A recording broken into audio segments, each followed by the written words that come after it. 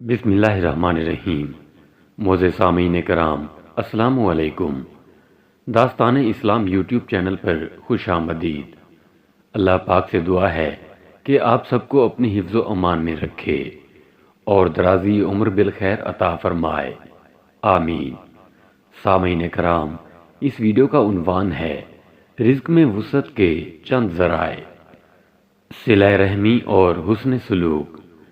رحم پیٹ کو کہتے ہیں، یعنی ایک پیٹ سے نکلے ہوئے لوگ۔ صلہ رحمی سے مراد بہن بھائی اور خونی رشتہ داروں سے رحمت و شفقت سے پیش آنا ہے۔ آقا علیہ السلام نے فرمایا، جو چاہتا ہے کہ اس کے رزق میں فراخی ہو اور اس کی عمر دراز ہو تو وہ صلہ رحمی کیا کرے۔ غم اور تکلیف آ جائے تو انسان کا رویہ تکلیف دہ ہو جاتا ہے، حتیٰ کہ اپنے بہن بھائیوں کو کہتا ہے کہ میں خود تکلیف میں ہوں، اب تمہاری تکالیف کیسے دور کروں۔ آپ صلی اللہ علیہ وآلہ وسلم نے اس کے برعکس فرمایا کہ جب مالی تنگی آ جائے تو اپنے محتاج اور غریب بہن بھائیوں کی مدد کے لیے دل اور دسترخوان کھول دیا کرو، اللہ تعالیٰ اس کے صدقے تمہاری تکلیفیں دور کر دے گا اور تمہارے رزق میں کشادگی عطا فرمائے گا۔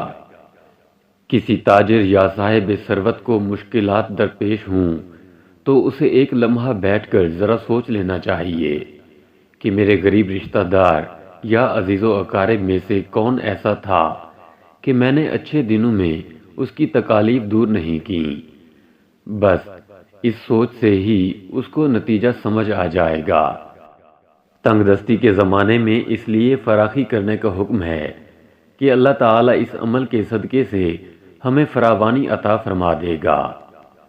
اس طرح کمزوروں کے ساتھ حسن سلوک سے پیش آنا بھی ہماری مشکلات دور کرنے کا سبب ہے۔ آپ صلی اللہ علیہ وآلہ وسلم نے فرمایا، بندوں کو ان کے کمزوروں کی وجہ سے رزق ملتا ہے اور ان کی مدد کی جاتی ہے۔ حضرت ابو درداء رضی اللہ تعالیٰ عنہ روایت کرتے ہیں، تم لوگ میری رضا اپنے کمزوروں میں تلاش کیا کرو، جن کی وجہ سے تمہیں رزق ملتا ہے اور تمہاری مدد کی جاتی ہے۔ ہم میں سے ہر شخص کے ارد گرد کسی نہ کسی حیثیت میں ہم سے کمزور شخص موجود ہے، بس ان کے ساتھ بھلائی کا عمل، حسن سلوک، نرمی، شفقت اور پیار سے برتاؤ اور کلام کرنا، ان کی خیر خواہی کرنا، ان کے لیے آسانیاں پیدا کریں۔ اس عمل کے صدقے اللہ تعالی ہماری مالی مشکلات حل فرما دے گا۔ دوسروں پر خرچ کرنا۔ اللہ کی راہ میں خرچ کرنے اور خیرات کرنے سے غم اور تکلیف دور ہو جاتی ہے۔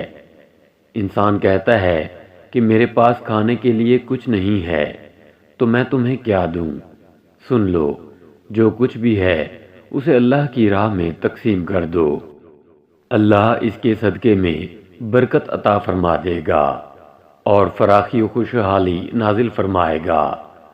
آقا صلی اللہ علیہ وآلہ وسلم نے فرمایا، اے آدم کی اولاد، تو دوسروں پر خرچ کر، اللہ تجھ پر خرچ فرمائے گا، لہذا ہر حال میں خرچ کیا کریں، خواہ کتنی ہی پریشانی اور تکلیف کیوں نہ ہو۔ اللہ کا دین سیکھنے والے طلباء و طالبات پر خرچ کریں، اس کے صدقے میں بھی اللہ تعالی ہماری مشکلات دور فرما دے گا۔ متفرق ذرائع۔ قرآن مجید اور احادیث مبارکہ کے مطالعے سے رزق میں برکت کے اور بھی کئی ذرائع ہمارے سامنے آتے ہیں۔ مثلا نمبر 1، اہل و عیال پر خرچ کرنا، یعنی بیوی بچوں پر خرچ کرنے کے صدقے سے بھی اللہ تعالی مالی مشکلات دور کرے گا اور رزق میں کشادگی دے گا۔ نمبر 2، تقدیر پر راضی رہنا اور راضی برضا رہنا بھی فراخی و کشادگی کے حصول کا ایک ذریعہ ہے۔